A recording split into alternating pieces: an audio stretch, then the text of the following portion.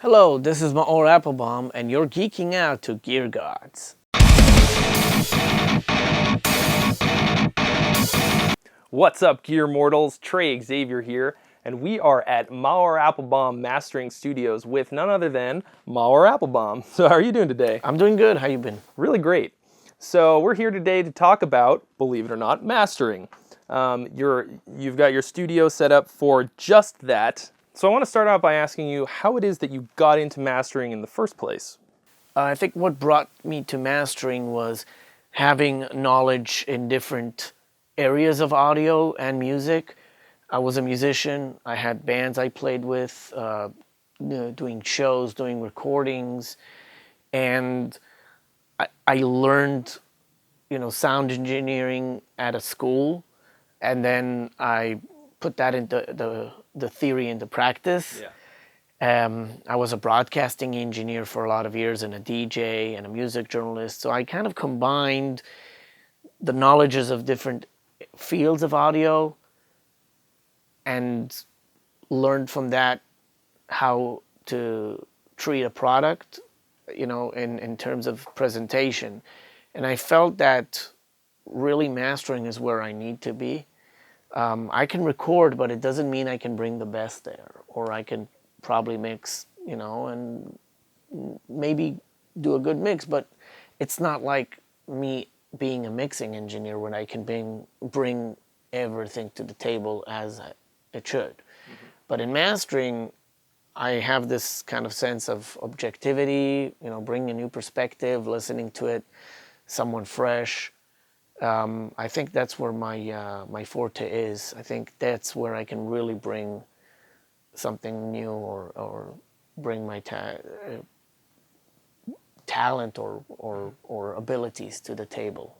Since you've been through all of the process that gets you from the inception to the almost final product, you've done every part of that, and so now you have enough perspective to really understand what you need to be doing for that final product. Does that sound right? Yeah, I can't say I was great at every part of the process. But you've experienced every step of the journey. Yes, from live sound, how a band is presented live or in a rehearsal situation, from broadcasting, video, from DJing, utilizing a finished product and how to move the people with it, and of course the recording part and the mixing, but also the distribution part and all that, because I had bands of my own and we had released CDs, we would sell them. So I knew about the process of making it, and getting the right people to be part of that in the artwork and in the facilitation of the project, facilitating it the right way. So it all that helped me understand more about audio and music together, and probably it helped me also understand mastering better. So you mastered an album that I did, and when we did that, we spent a lot of time on the phone. You sort of coached me through the process of preparing my mixes, which I didn't actually mix myself, but the mixes for my album, to prepare them best for the mastering process. So can you give the folks at home a little bit of just general advice about the best way that they can prepare their mixes before they send them off to you? Well, the first thing is, after you get the mix that you're happy with, check it on a lot of systems. Different headphones, different earbuds, car stereos, micro systems, big hi-fi systems. The more you can check it, the better, because you might notice certain inconsistencies, which you might want to go back and tweak. Another thing I recommend is print it at the same sample rate and bit depth as the session itself. So you're not upsampling or downsampling or dithering, because it's best to keep it that way. I will do that later on in the process. Another thing I recommend is, if you can, give some headroom. If you slam it so hard, it might lose a lot of, not just dynamics, but it might lose lose some of the impact, and certain sections might kind of be more mushy. So to get a better separation, it's better to give some headroom so you're not slamming it to the system. Between -3 and -6 dBFS peaking, it's very important to notice there is a difference. We're not talking about the RMS, we're talking about the peaking element. Of course, if you give a mix with a high RMS, it's probably going to be very dense and very compressed. There's some mixes that are louder than that and they work. You know, some are lower than that and they work. I won't say this is it's not like it has to be this way, but it's always better to have more headroom than to have less, if you can. If you're using any bus compression or any other effect, it's okay to have it. Just make sure it's doing the right thing and not accidentally working in one area and the other it's not working right, and then you find yourself that the compression is losing its consistency, and then certain areas will just get smaller or slammed, or just make sure it's working properly, and not because it worked on one area it's going to work on the other. I've seen this happen a lot of times where the stereo image would collapse in certain areas, or choruses would start to feel like they're being clamped too much. It's okay to have that happen if it's part of the artistic intent. If you want that chorus to feel like it's being grabbed and lowered, and that's the intention, then go for it. But if you intended on something else, just make sure what you planned is what's there. And it's good to audition it. Even after you print the mix, make sure that that bounce is right. Sometimes certain automations accidentally get loose and the bounce is not exactly what you thought it is. So I would recommend that. If you can get a great sounding mix with not a lot of processing, awesome. If you have to have the processing, that's fine. Just make sure that if you do make a version for your clients that is loud, label it so everybody knows it's a loud version, and you have one that is not loud, which is labeled either not loud or final. And it's best to give the mastering engineer the version the version you made for him for mastering, but also the version you gave your clients, so he'll know what they're expecting. If you want to achieve more clarity and more dynamics, it's a good idea to look at your master bus and see what the effects that are there are not really needed. Sometimes you might put a plug-in that helped you achieve something just to balance things, but if you take it off, it actually clears things up. So it might be a good idea to just audition and make sure which ones are operating in your favor and which ones are just there and they're actually doing the opposite. I can't say these are general guidelines because everybody mixes different, but headroom can be your friend and can help a lot. And labeling right the mixes so everybody knows what's what. I don't recommend calling your mix master, even though back in the day those were called masters, because today all the files are in a computer, so it's easy to get mixed up with what's a master and what's a master. So just call it final mix or mix number. Also, you can label the name of the band and the name of the song. That would be a good idea as well. And keep it in your native, bit depth and sample rate. That's basically it. There's a lot of other things you can, exercise in order to make sure your mix translates the best. If you're worried about the vocals being too loud or too low, you can always print another version called vocal up or vocal down or bass up, bass down, just to have backups in case you need to have a different version. Do you get, for instance, a vocal up and a vocal down final mix sometimes from your clients, and then you kind of decide which one sounds best? Yeah, there are cases where the mixer is not sure if they need more vocals or if it's okay, so they'll send me also a vocal up. There were times I would get a vocal down as well, but usually it's either the mix or an altered version, either vocal up or just in case. And sometimes I find that the vocal up sounds better because sometimes that's exactly what we just needed. And instead of me manipulating the sound, doing processing just to get the vocals out, and that's on the expense of something else, then I just pop in the vocal up, and that's all I needed. Great. Instead of doing additional processing just to get that vocal out, and then we're changing the sound of other elements in the mix. Yeah. Okay, so this brings up a pretty important question that I think a lot of people who maybe aren't completely familiar with how mastering works might kind of have. They might think, oh, this isn't quite perfect, but they'll catch it in the master, all of that. What can you actually sort of fix when you get the end product? Well, if there's a problem, I can't vouch for the result, and I can't vouch for how much I can fix the problem. Let's start with thinking in this way.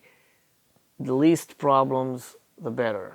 Oh, yeah. I prefer enhancing, improving, and making the sound much more engaging and exciting than trying to fix something. Right. In a lot of cases, we fix certain things and enhance at the same time. There are cases where we fix and we don't enhance, but we make it sound like it's intentional. Or just enhance. There's a lot of ways to approach mastering. I can't tell you right now what I can fix. There were times where, harsh frequencies were fixed. There's times where certain instruments that would poke out of the mix in mastering, they got their placement better. They sat much better and it gelled more. But also certain instruments might sound thicker or thinner. If there's something that is too thick and it's taking control of the mix, we can kind of carve some frequencies out and make it maybe tighter and sharper. I prefer fixing the problems in the mix than in the mastering, and that's why if I get a project that has issues in the mix, which I can't fix in a master without the expense of compromising on other elements in the mix during the mastering, I would call the mixing engineer and say, hey, I think we should look at this mix and see what's possible to fix. Maybe cut some low end here or there, and then I don't have to do it on the whole mix, and then we can keep the fullness in the master instead of cutting the low end, which can be cut on the bass guitar or synth bass, right, or for example.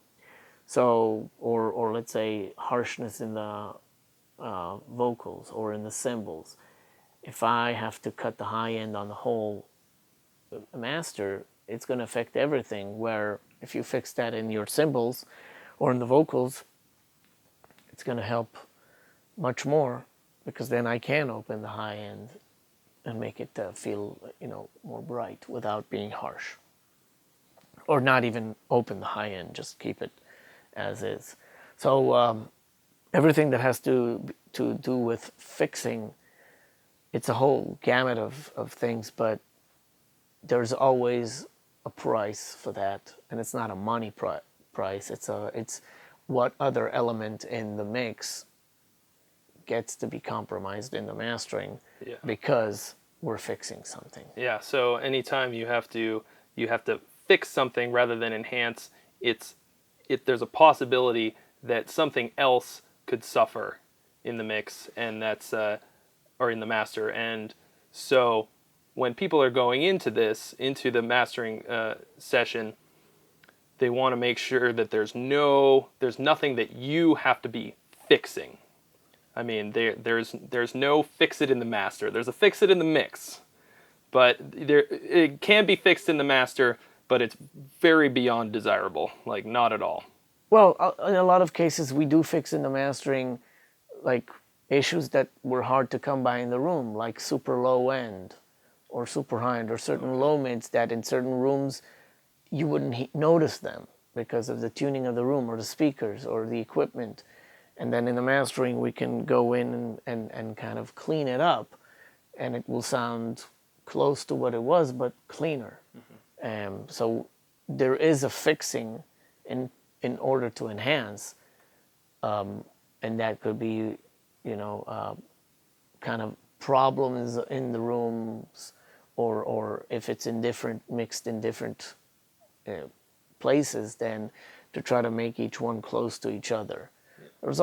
I can't say there's always a fixing situation, but there are fixing situations. It's how much you got to fix, and the enhancement is also has a price to it, because when you're enhancing something, it also enhances something else, and then you have to find the right balance where it doesn't ruin while you're enhancing. So that enhancement itself is a challenge. That's why even a great mix is not easy to master, because it's easy to ruin it, and you don't want to ruin it. You want to find what helps that mix become even better than what it is, which is already great.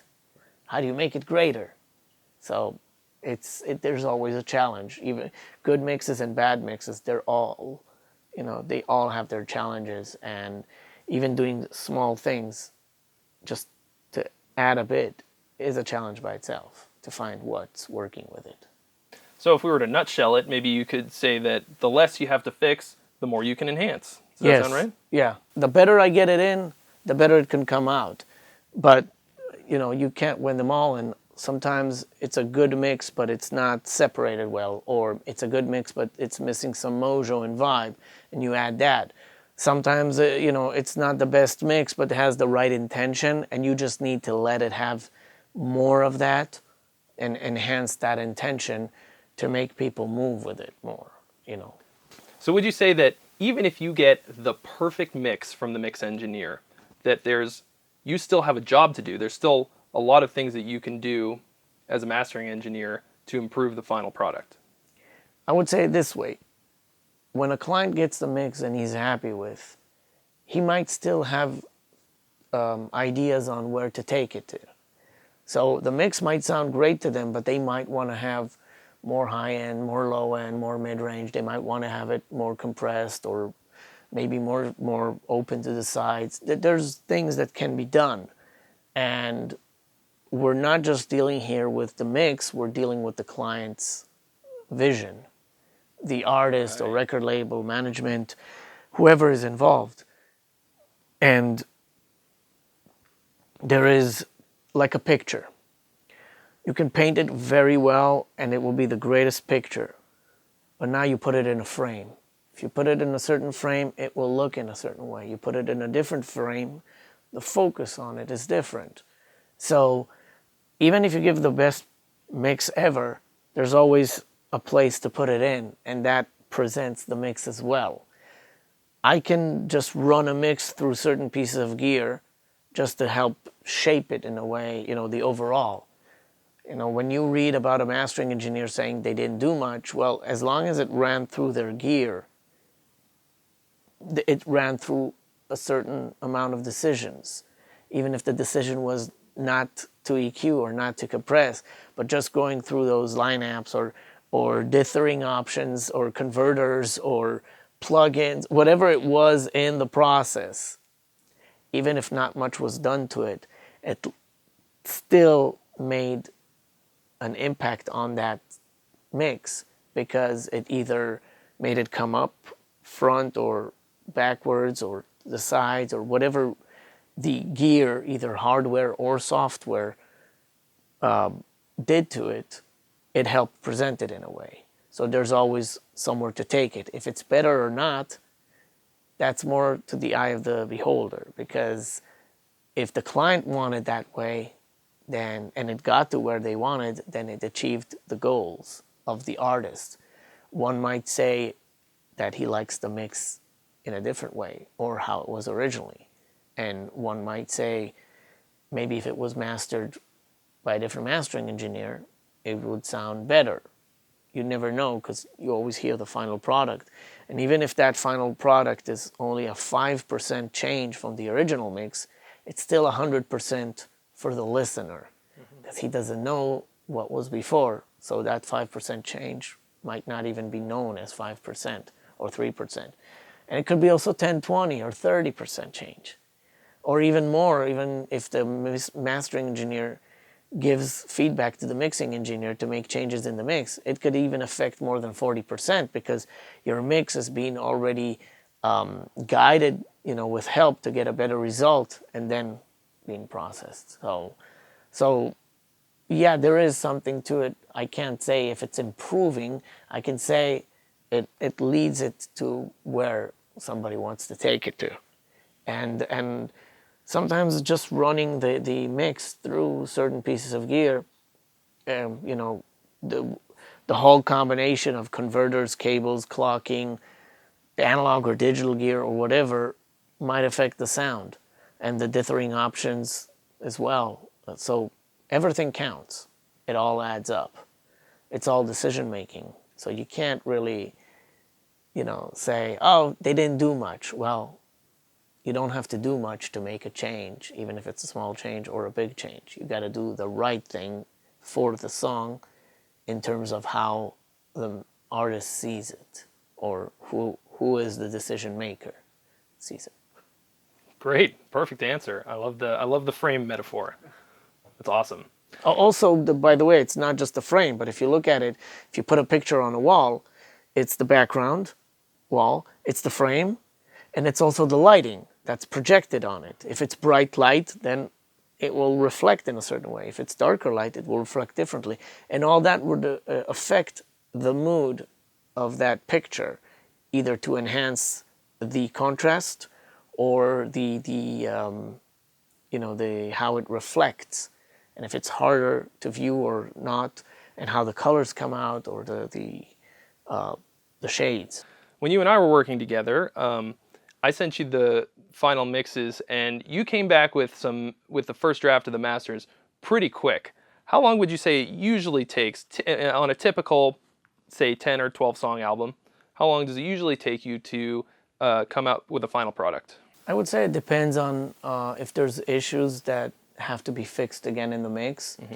In some cases, there is a possibility to work with the mixing engineer and ask him to make the changes, and he can send them quick enough. Mm-hmm. In some cases, there's no possibility because these are old mixes, or the mixing engineer now is in a different project and he can't recall them.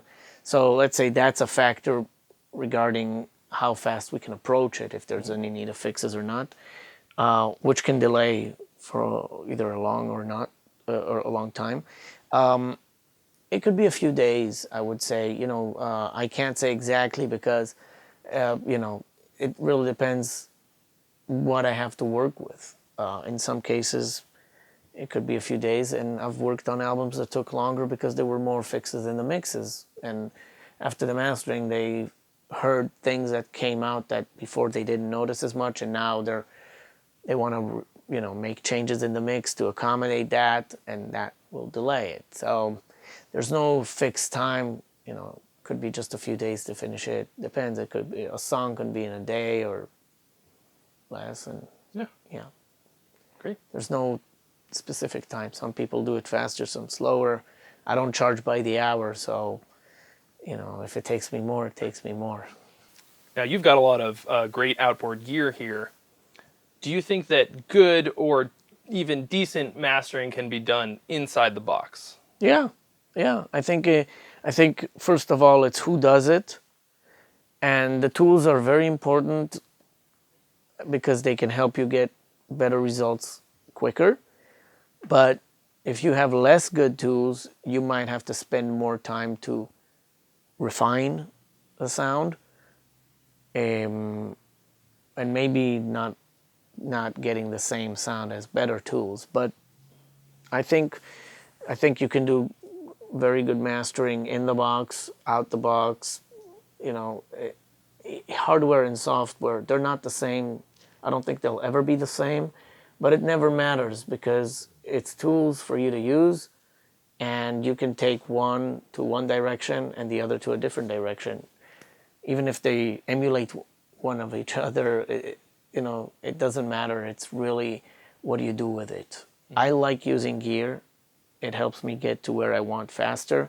I like the variety of different EQs and compressors to work with, and other processors as well. And each one fits a different style, a different recording, different territory. And I think if you like working in the box, then do it in the box. If you like hardware, it's more money to invest, and also it's more of a big system to control because you got clocking, you got cabling, you got power supplies, you got certain gear that works good with other gear, certain ones that don't work the best with others, and you got to find which ones work together good. It's a bigger investment when it's hardware, but if you like working that way, work that way. And you can also do both, hardware and software. What is your favorite EQ and why? It's a good question. In the analog realm, I would say the Maselec MEA2 is probably the most versatile one I have here. This is a great EQ, the Millennia NACQ4.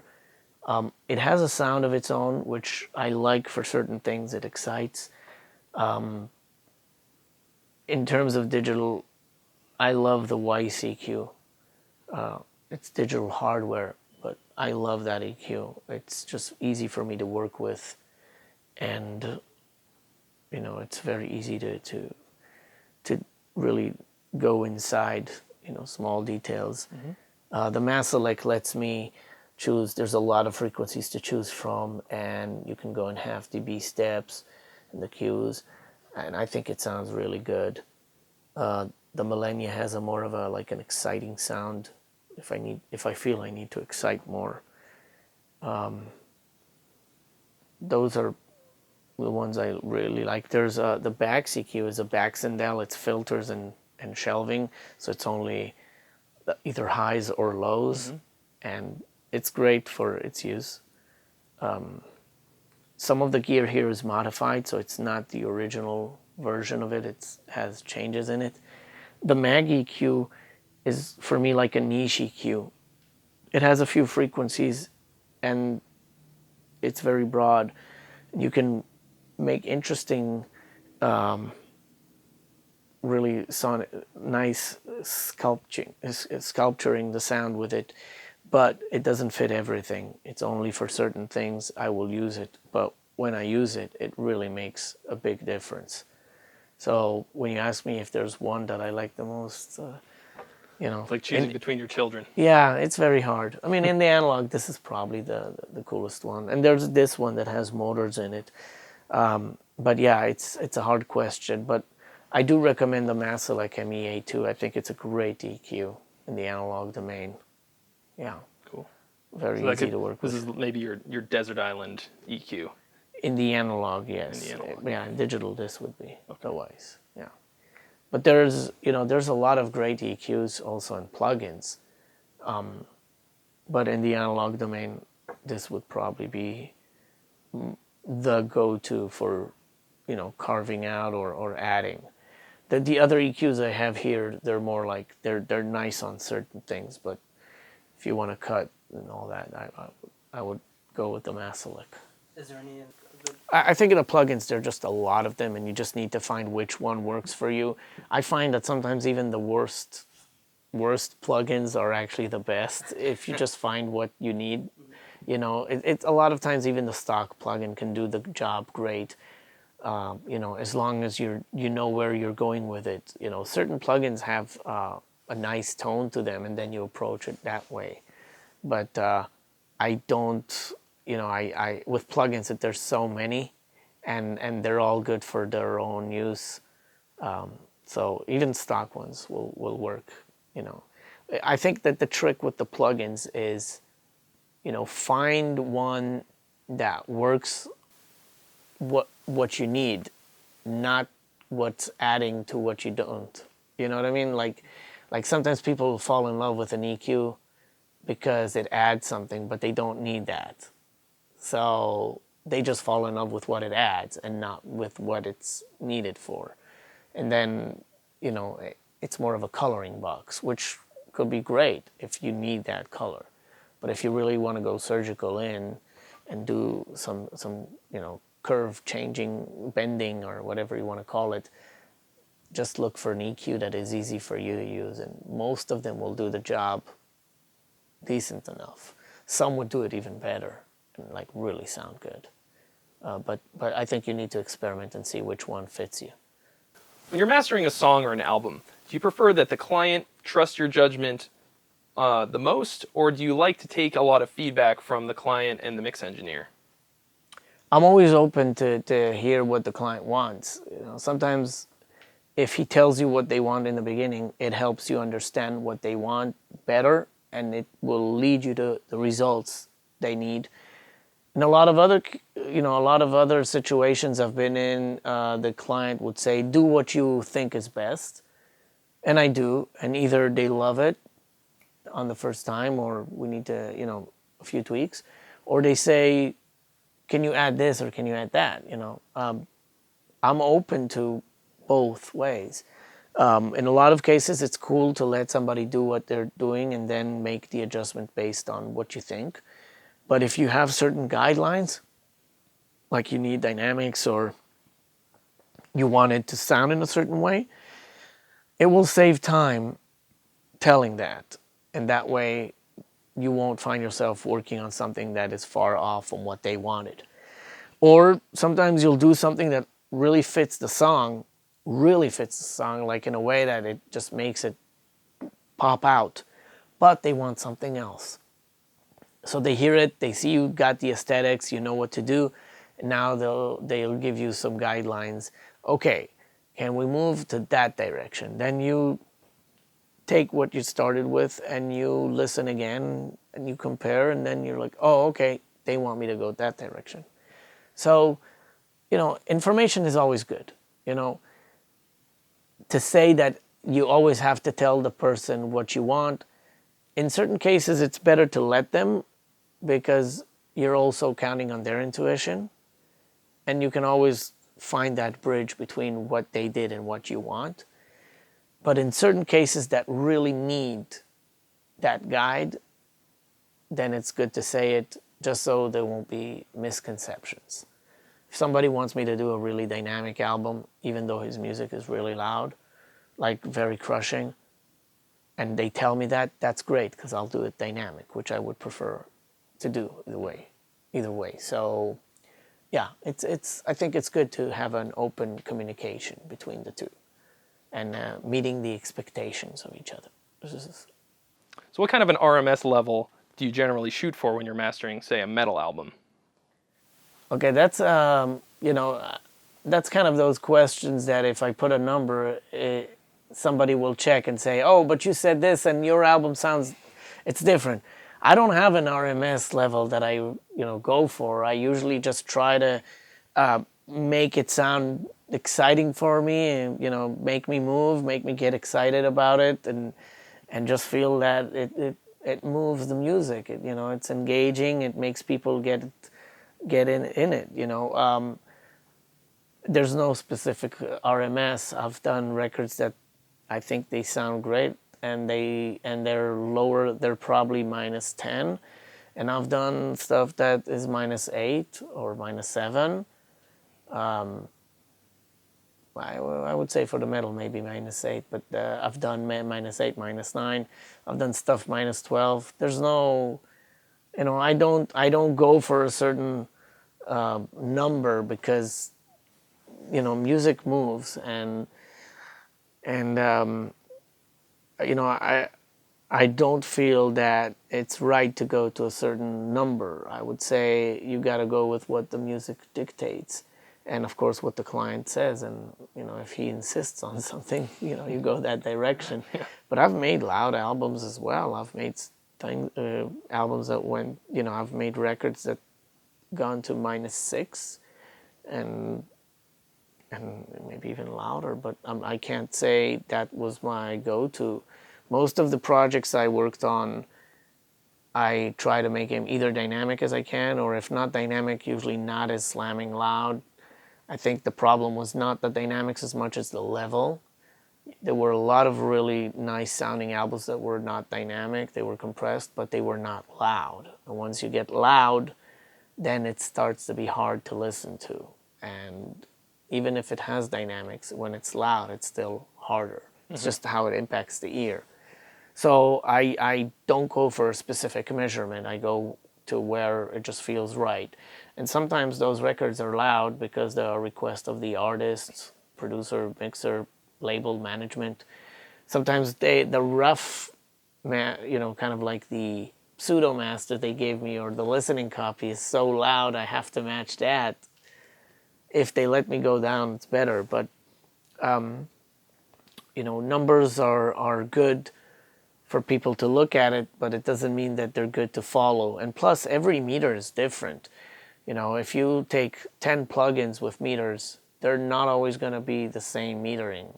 So what would be in a certain number and one might not correlate to the other as the same number.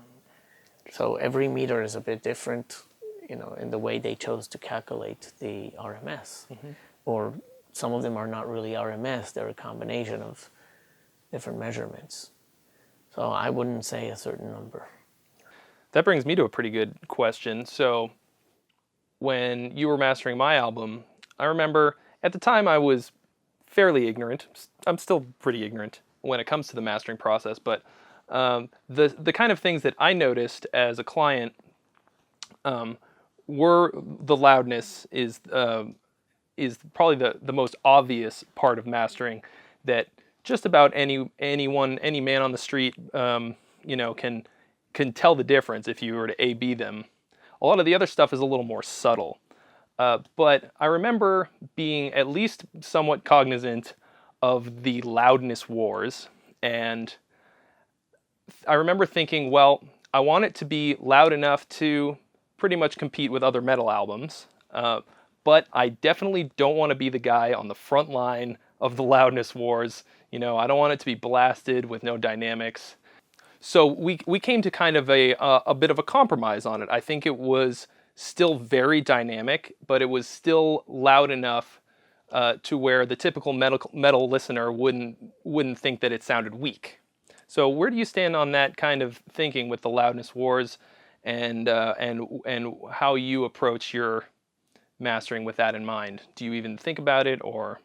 Well, every mix has its loudness, natural loudness, and where you can take it without ruining it. It doesn't matter if it's a good mix or a bad mix. Even great mixes, some of them don't translate well when you crank them up, and some do. You really have to try and see what works. I've worked on mixes that were great, but once you raise them up to a certain level and they're still not super loud, they start to lose the impact. And I've worked on mixes that were not that great that you could push more, or mixes that were great that you could push more. It's really case by case, and you want to try playing with it in different setting and see where you can push it. It's, regarding if it needs to be loud or not, there's always a volume knob. The best albums that you grew up listening to, you still crank up the volume because they were done in an era they were lower in volume. And I still do some of those albums that are really low in volume, and you crank them up and they sound really good when they're cranked up. And also I do albums that sometimes you don't have to crank up. They're already cranked up to a certain degree. You really need to find the sweet spot where that mix starts to ruin itself. And it's everything you do will basically degrade it. The question is if that degradation is nice or not. So I look at it as we're degrading it in a nice way. Once it's not in a nice way, then we have to think how much should we push up or not. So that's where my stand regarding the loudness wars. If we can push it and still sound nice, great. Once we go over and it's not doing anybody a favor, by it being loud, maybe it catches the attention for 30 seconds, but if later on it's harder to listen to, then we're not benefiting too much from it. So, it needs to do good for the music. Once it stops doing that, then we're basically, we catered to the client, but we didn't cater to the music as much. But the client is the person who pays, and he has the opinion, so it's his decision. Whatever the result is, you were a part of helping him to achieve that goal, but it's his decision to go that route. I strongly recommend, communicating with the mastering engineer and seeing what's best. If he recommends going lower, maybe it's better to go lower. If you see him pushing louder and it still sounds right, stay there. A lot of bands today, especially metal bands, will have an extremely diverse sound. A lot of metal bands will utilize like an orchestra or other instruments that aren't found in a typical band setting, and they might have a section of blast beats and then one that's just strings and horns and voices. How do you approach something that's that diverse? Well, first of all, you have to approach it knowing that there's different elements to take in consideration. So you want to find the sweet spot. You go to different sections. You listen to how they translate. And then you adjust your settings to work with those different elements. Make sure it doesn't sound like totally different elements. You want to make them feel together. So it might be a lot of back and forth between different sections and trying to find the exact sweet spot where it feels very natural and it flows. And, in metal we also have, especially if it's fast rhythm, then you got to deal with fast kick drums. And that can start messing up with compression. So you want to make that adjustment. And then when the orchestra comes out, it might be blasting as an orchestra. You want to make sure that's not going to be too harsh coming out or clipping. They make the adjustment there. And then when it's normal speed or mid-tempo, there's kind of like the hit of the compression, the openness, the hit, and it's kind of like it's like you look at the whole picture and then you look at the whole way that things move in in that whole picture. So how the transitions are between these sections and how each one is affected. It's a lot of work, yeah, especially if you have a lot of elements and the movements are big between the dynamics. Yeah, it's a lot of work, and there's some albums that they did it well. It's also a lot of arrangements. The arrangement will dictate a lot. Right. If you have a dense arrangement, it's going to be a lot of compression that's going to be triggered just because of all the amount of orchestration. And sometimes if you have a lot of low end, that will probably close up a lot of the high end, and you need to find either to do it multiband or not multiband, but you'll have to find a way how to make that work with the other elements. Not everything is fixable. Sometimes you got to go back in the mix and lower certain elements and ask the mixer to lower. And if you can't, you got to find the right settings that it will sound natural. And of course, you also have the client's idea of how much he wants, how much brightness, how much low end, how much level, So it's a challenge, of course. And there's no one answer to it. You really got to figure out which element is the most important to follow and how do you blend it with all the elements. Some like to have the orchestration lead the sound, and then you got to make it sound more cinematic. Some like it to have more of the fast rhythm elements to lead the sonics, and then the orchestrations or fillers inside just to create certain moods or change the moods. So what will be the rule would be what guides the song in terms of the sonics, the arrangement, and the intention of the artist. If the elements that are there are supposed to take the front stage or not. Mm-hmm. Would you say you do much automation when you're doing that kind of a thing? Or I don't None? automate the gear, the analog or digital hardware here. I don't automate it. There are situations where I automate the gain sending out. If there's like toms that pop out, if there's certain areas that need to be lower and then open up. And I've had times where I had to automate if something had a really problematic area. We had to apply an EQ or a de-esser just to that section. Or later on when I make the sequence, if there's areas that need different EQing, I might have to do it. I tend to try to make something more cohesive in the master, and then if there's an issue, we might be able to fix it. But the automation is only how to drive it, or if I have to put a certain EQ. Yeah, but I try to really find that balance in the song and make everything sound as like this is an intentional energy and vibe, and what's placed here is what needs to go out and represent it the best way possible, and not just think of it as sections, but more as a whole, as a story. Okay, so for example, with Faith No More, with the latest album, Sol Invictus, Faith No More is a band that has a lot of changes in the music. Like it's kind of like a drama. Something's happening, something else is happening. Boom, boom. They move from one thing to the other. Kind of schizophrenic, or you know what I mean. It's very mood changing, and there's a very interesting rhythm section in Faith No More. They can make it sound very heavy just by the drum and the bass, and they can make the groove move forward just how they interact, the rhythm and how the bass is played in conjunction with the drums.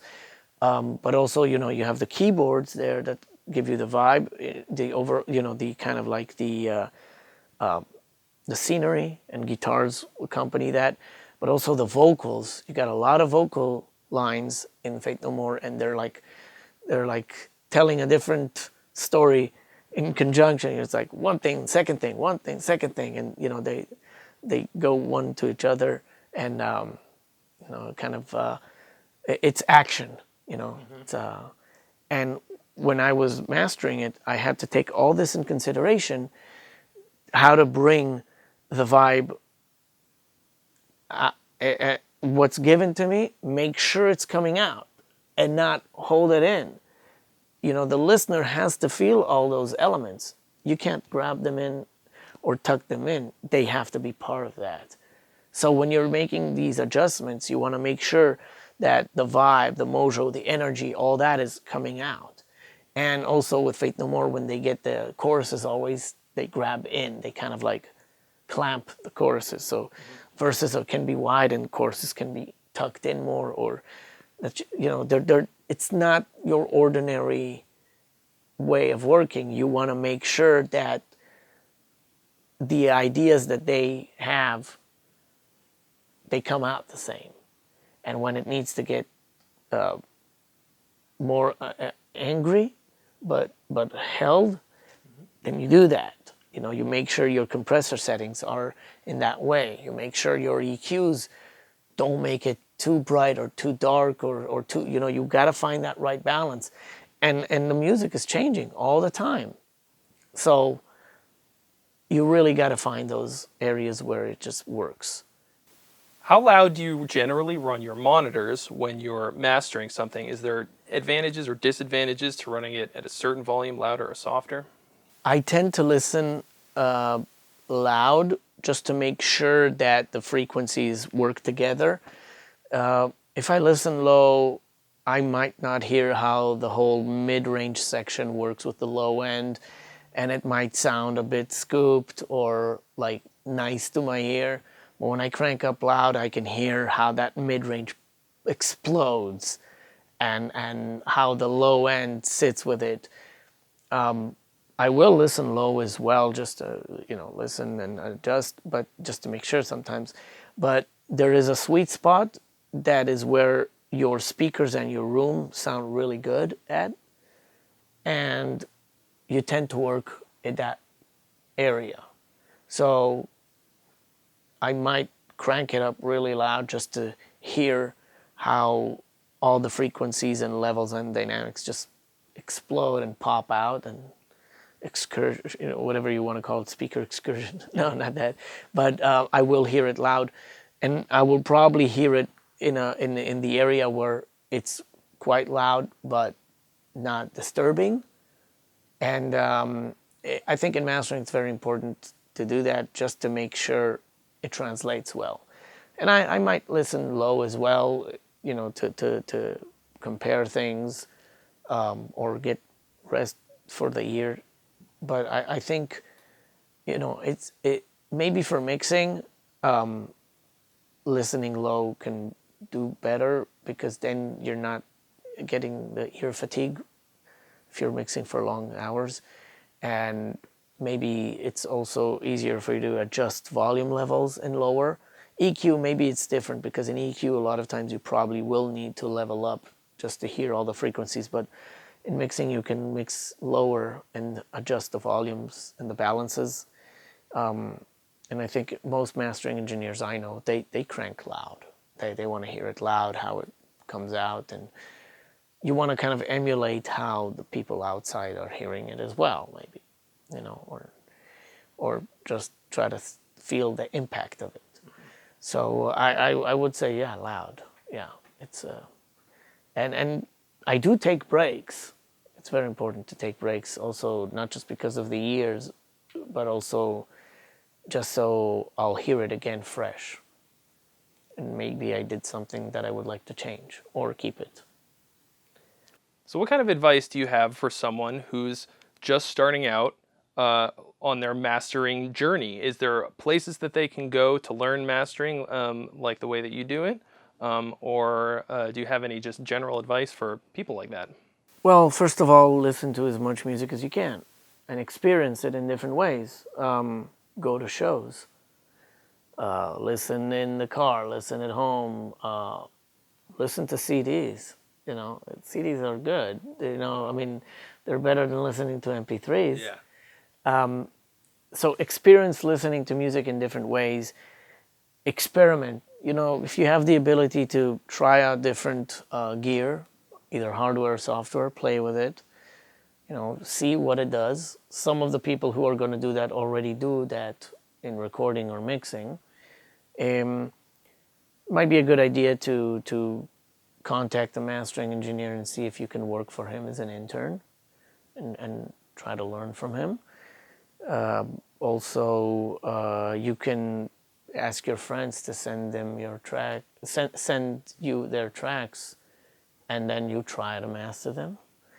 Or hire a mastering engineer and have him master your tracks and try to emulate what he was doing and learn from it.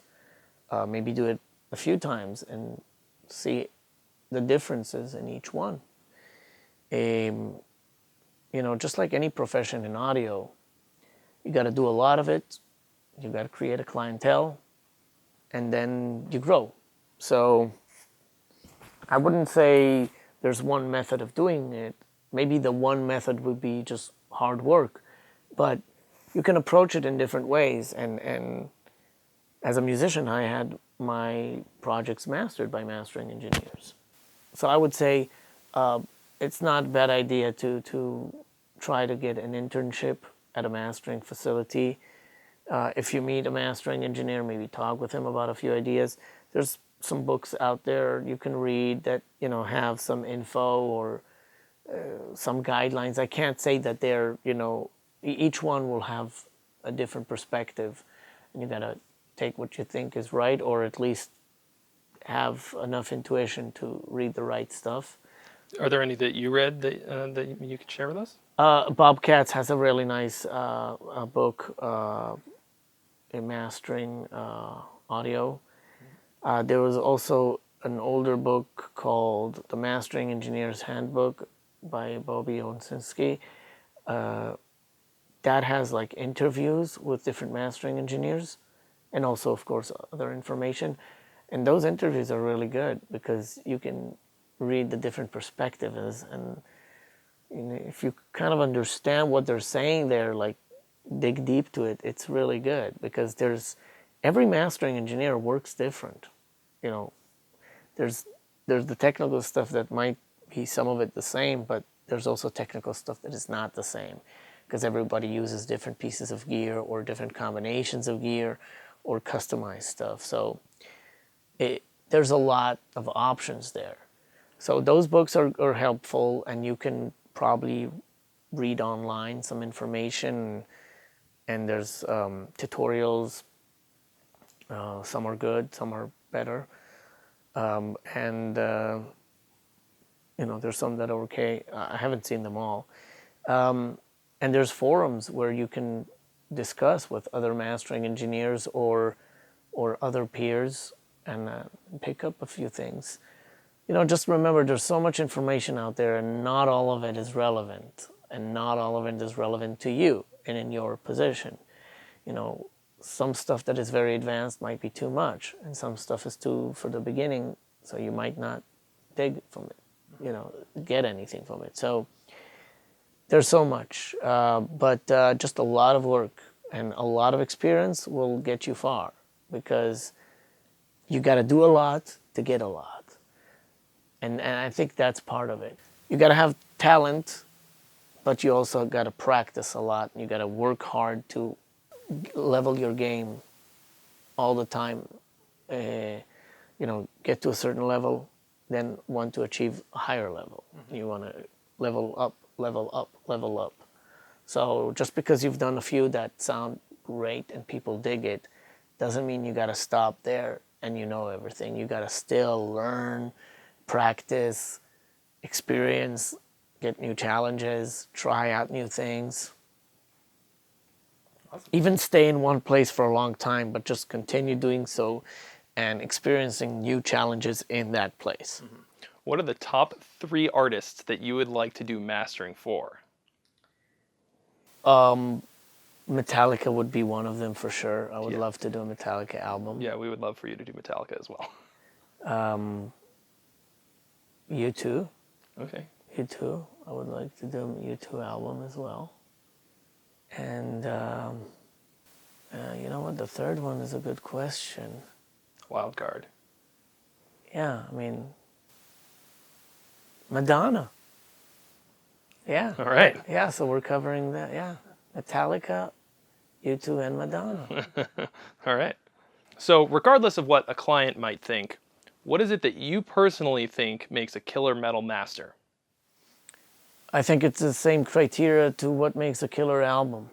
If you have good songs, good arrangements, good production, good recording, good mixing, good mastering, that's the criteria. It's not a specific thing like a certain amount of high end or low end or mid range or compression. It all needs to work together and just make that feel great. And it needs to put you in that spot where you get excited and you feel like, oh, this makes me feel like back then or when I was that age, or this reminds me of the experience I had at that show, or this just makes me want to run around and scream from happiness. A lot of the way I approach mastering is based on experiences. What does this music remind me of? How the presentation of it is. Does it remind me of a certain show I went to, a certain album I listened to, a certain experience I had while listening to an album or going to a show? So a lot of it is kind of like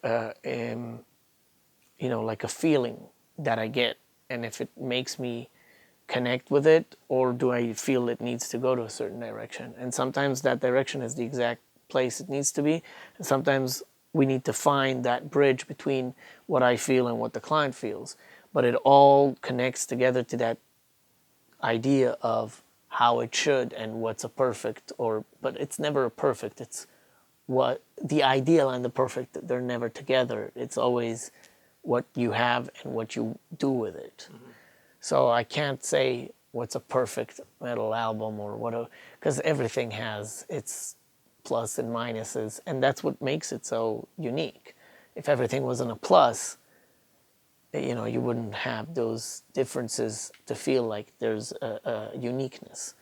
So it always has to have the good and the bad to make that specific signature. You've worked with a huge variety of artists, a lot of metal guys, a lot of other kinds of bands and artists.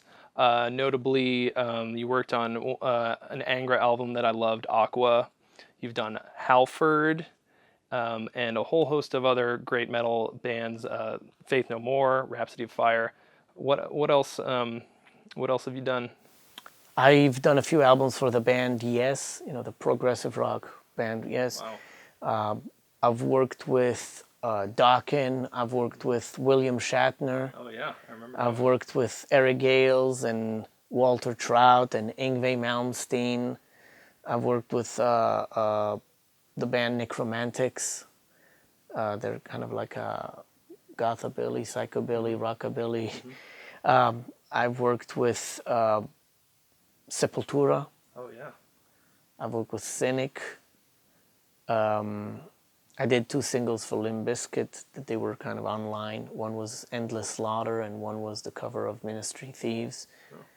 I've done, I need to remember, bands like Mayhem, bands like Anvil, a lot of solo albums for Billy Sherwood, the Prague Collective,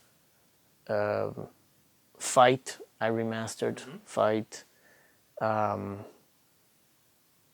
don't remember everything I've done, but Well, there's a huge. The whole list is up on your website, maorappelbaum.com, right?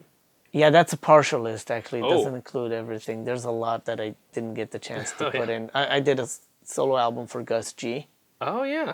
and there's a lot of cool stuff. With Halford, I've done a lot of DVDs. I've done also Latin music. Wesley Safadão is a big name in Brazil. As you mentioned, Angra and Sepultura, so those are very big names there. I've done a lot of pop and R&B stuff from here, some independent, some on higher levels. Faith No More is one of the big names. I've also worked with Meatloaf. And what else? You mentioned Rhapsody of Fire. Oh, Therion. Oh yeah. Yeah, That's a I've big done one. Therion as well. I've done Apoptygma Berserk.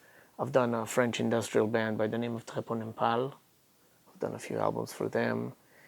I've done an album for Mark Gemini Twait, which is called MGT, which has different singers in it, like him, Villa Velo.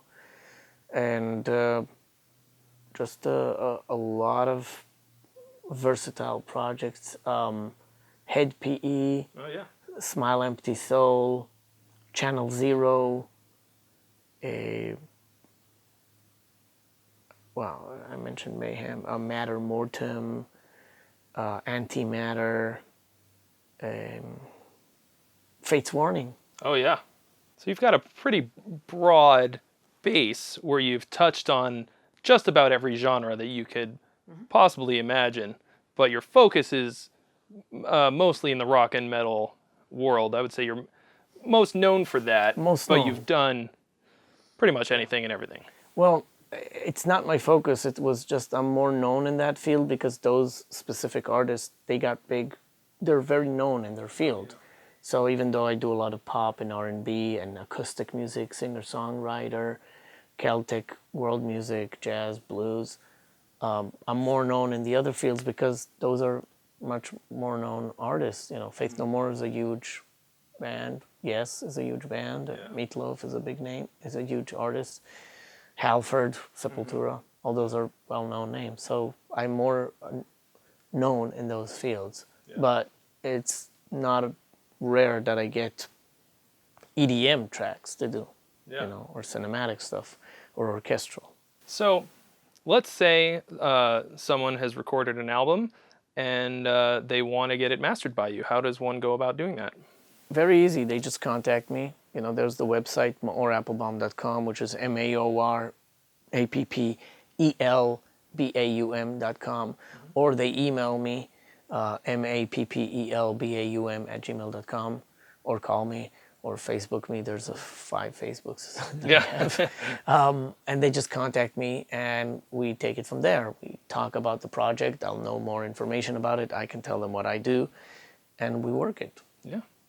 And I know from experience that you're very thorough when it comes to your getting the information about what it is that they, that the client wants, and everything about the style and a little bit of background on the band and all that. We went back and forth for a good long time, which was very important because, like I said, at the time, I didn't really have a good grasp on the whole production aspect, and especially mastering. So it was a very educational process for me.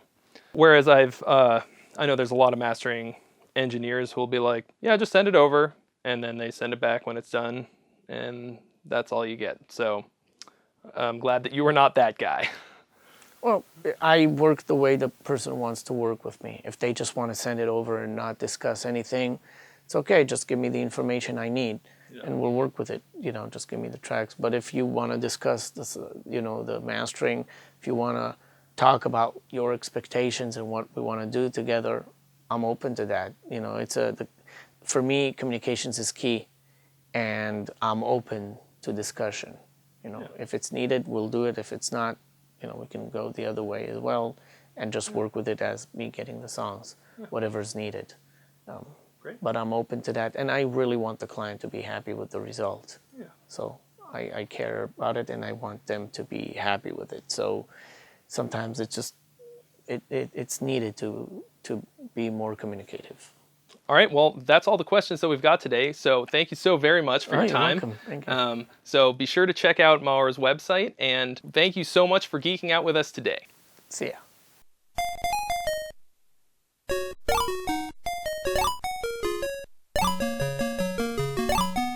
This is Alex Nasla from Gear Gods, and my NAMM hack is going to the Moog booth and getting free, delicious water. My number one NAMM hack for survival of the NAMM experience is to start to drink beer early